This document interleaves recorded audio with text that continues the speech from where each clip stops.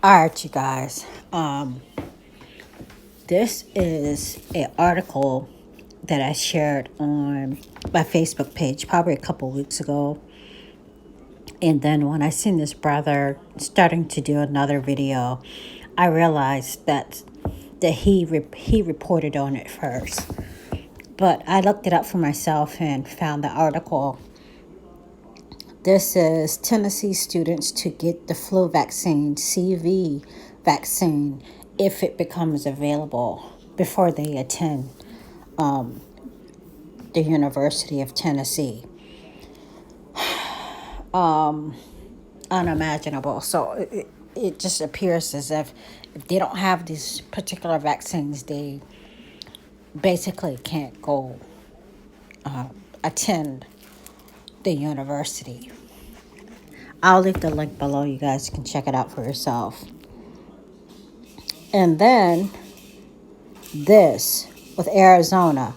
I'm going to play the first 5 minutes of this. You guys can listen to it, and the rest is on BLM and riots and things of that nature. Thank you for tuning in.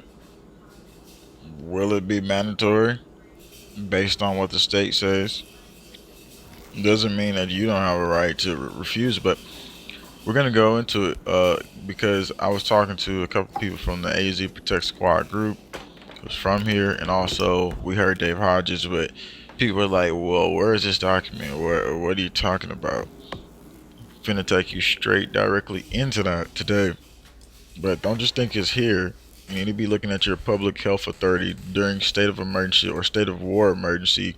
You need to look at that in your state to find out what they actually say. And there's so many little loopholes that they can get you with on this one. We're not going to read the full thing. We're going to read the most important part. And trust me, it's vaccine enforcement. People told me about their family members signing up for vaccine enforcement a while back. So anyway, azlegislation.gov ARS 3600787, Public Health Authority during a state of emergency or war emergency, which they already tried to declare in AZ because they were saying we're going to use algorithms to determine who lives or dies inside of the health system, and then in hospitals anyway. But let's go down real quick.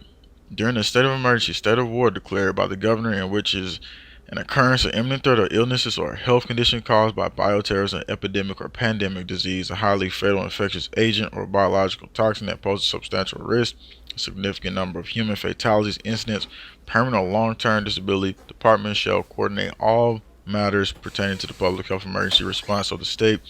Department has primary jurisdiction, responsibility, and authority for planning and executing public health emergency assessment, mitigation, preparedness, response, and recovery for the state. And so, collaborating with the federal government authorities, elected officials, yeah, we get it. Let's go down to the part that really gets to the cream of the crop. Of course, it says mandate medical examinations, ration medicine, and vaccines, but let's go down. Here it is.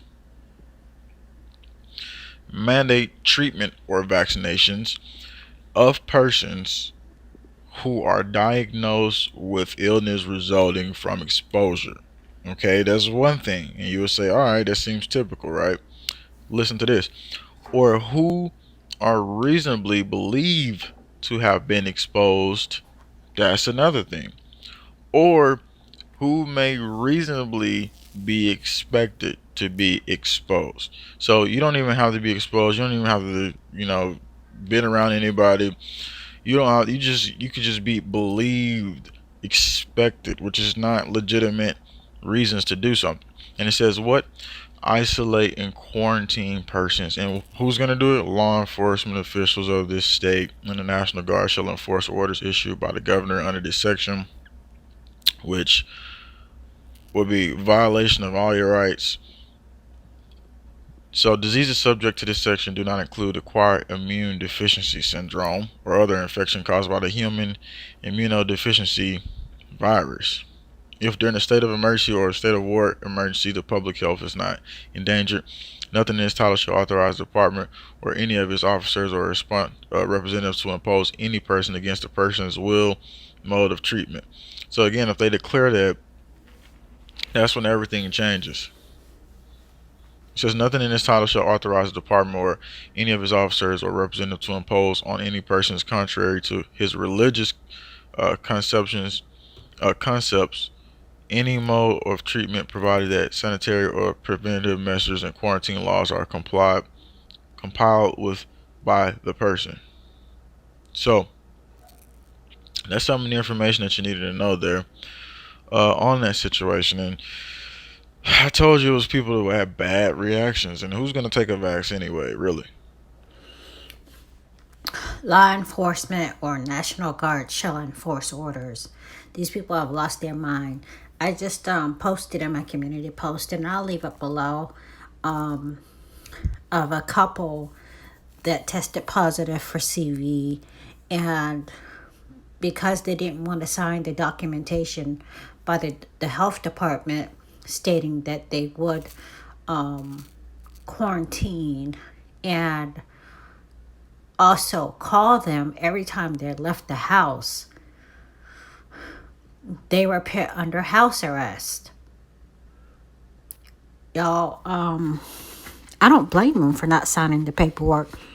Apparently, they were willing to quarantine, but they just didn't want to sign the paperwork, so they were put on house arrest. Not only did they not want to sign the paperwork, they didn't like the language in the paperwork, and they didn't like the fact that they would have to call the health department and let them know every time they left the house. It's tyranny. Sick people stay home. I understand that. But they have everyone quarantined. Quarantine is for sick people. And, I even had this discussion with my mom about the vaccines, because they kept trying to push vaccines for Myra every time I looked, especially a few weeks here. And I told them no. I've only allowed her to get a few because I felt like I was going back to work. And even my job has shut back down. They've shut down twice since March. So, and my son doesn't get any anymore. I don't allow him to.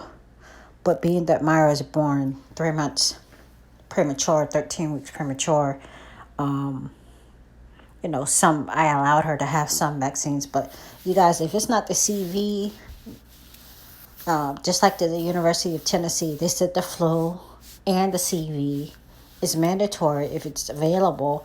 But now we've got ancient plagues re-emerging. You guys don't let them force you guys or coerce you to get vaccines. Surely, everybody who knows this, everybody who follows my channel surely knows this.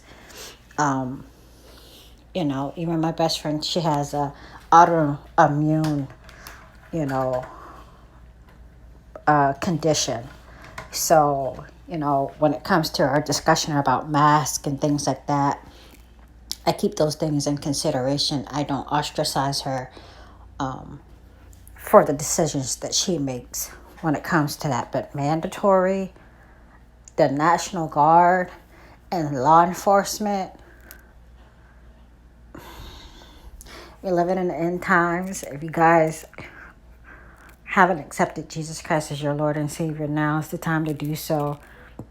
Be the resistance. It's time to go home. Okay, you guys? And I'm sure this is not just the United States. They're slowly but surely implicating these types of measures all over the world. Because it's not just about the United States. It's a global, it's the NWO rising. All right, you guys, I'll leave that article below. I did find where he found that article on Arizona.gov. And there's a link in the article I'm going to leave below. Something else I want to leave below. The University of Tennessee. And I'll leave the video that I had posted in my community about the couple being under house arrest. All right, you guys.